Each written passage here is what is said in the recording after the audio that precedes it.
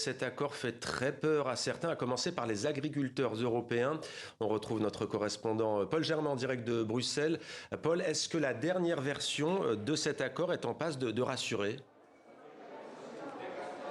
Eh bien, Mohamed, pas vraiment, même si la Commission européenne se montre enthousiaste. Le commissaire Šefčovič, qui est en charge du commerce, a expliqué que c'était un accord gagnant-gagnant, une vraie opportunité pour l'Europe, en particulier en ces temps troublés avec l'Amérique de Trump, parce que les Européens vont pouvoir exporter sans droit de douane ou presque des voitures, des médicaments ou des produits laitiers. Mais les pays du Mercosur pourront aussi exporter plus facilement leurs produits et ainsi près de 100 000 tonnes de viande bovine pourraient débarquer dans les assiettes européennes, alors que l'Europe n'en a pas vraiment besoin. C'est l'un des principaux points de crispation. Vous le savez, les agriculteurs européens sont vent debout contre cet accord.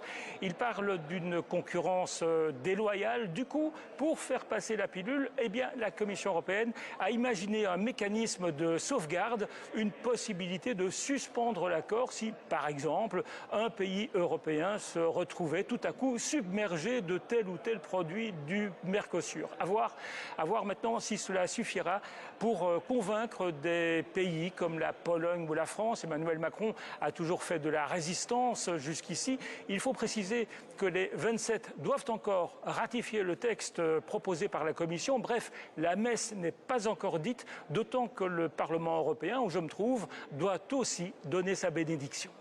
Paul Germain en direct de Bruxelles pour TV5 Monde. Merci beaucoup Paul pour toutes ces précisions.